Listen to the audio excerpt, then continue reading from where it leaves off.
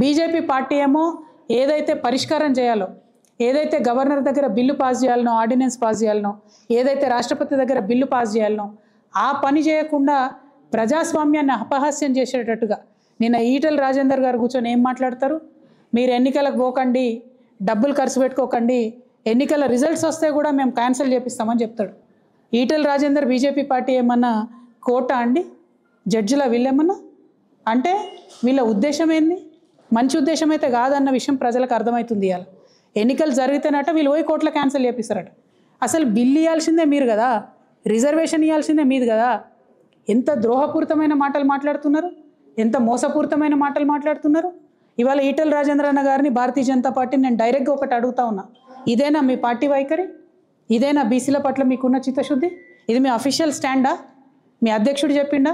మీ అధ్యక్షుడేమో జీవన్ స్వాగతిస్తున్నా అంటాడు, ఈటెల రాజేందర్ గారేమో బయటకు వచ్చి, ఆయన మెంబర్ ఆఫ్ పార్లమెంటు, ఆయన బయటకు వచ్చేమో ఏం మాటలు అవి? ఒక ఉద్యమకారుడు, బీసీ బిడ్డ, మీకు ఎంత బాధ్యత ఉండాలి?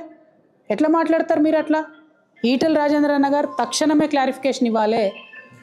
అంటే ఇది ఏం కుట్ర? ఒక పక్క కాంగ్రెస్ పార్టీ ఏమో జీవో ఇస్తుంది, ఇంకో పక్క జీవోని అడ్డుకోవడానికి వాళ్ళే కోర్టుకు పోతారు, ఇంకొక పక్క ఎలక్షన్ వస్తుంది అనేటటువంటి సంబరంలో కనీసం చాలా చోట్ల బీసీలకు అవకాశం వస్తుందని అనుకుంటుంటే మీరు ఎన్నికలకు పోకండి, మీరు ఖర్చు పెట్టుకోకండి, మేము కోర్టుకు పోతామని చెప్తారా? మీరు ఏం పార్టీ మీది?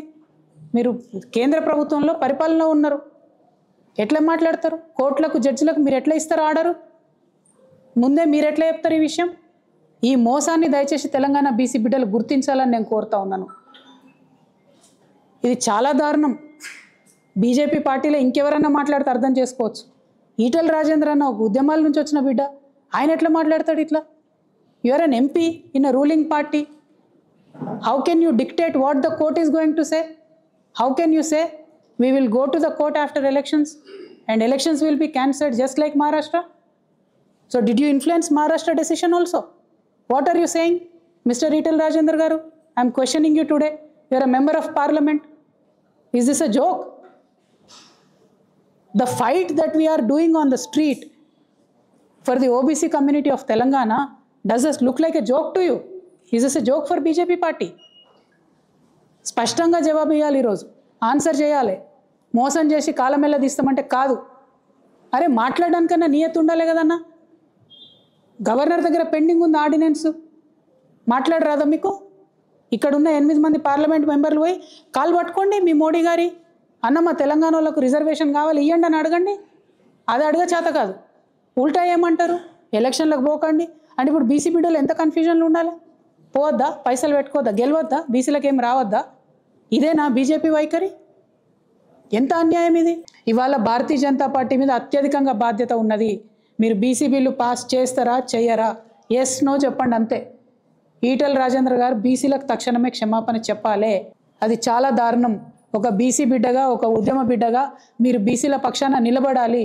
అవసరమైతే బీజేపీ పార్టీలో కొట్లాడండి రాజేంద్ర అన్న, మీరు కొట్లాడన్న రిజర్వేషన్ తీసుకురండి.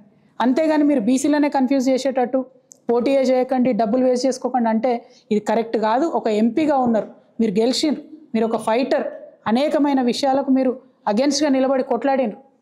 మీ మీద ఉన్నటువంటి గౌరవాన్ని దయచేసి తగ్గించుకోవద్దని చెప్పి ఈ సందర్భంగా నేను భారతీయ జనతా పార్టీని కోరుతూ మరి ఈటెల రాజేంద్ర అన్న క్లారిఫికేషన్ ఇవ్వాలి.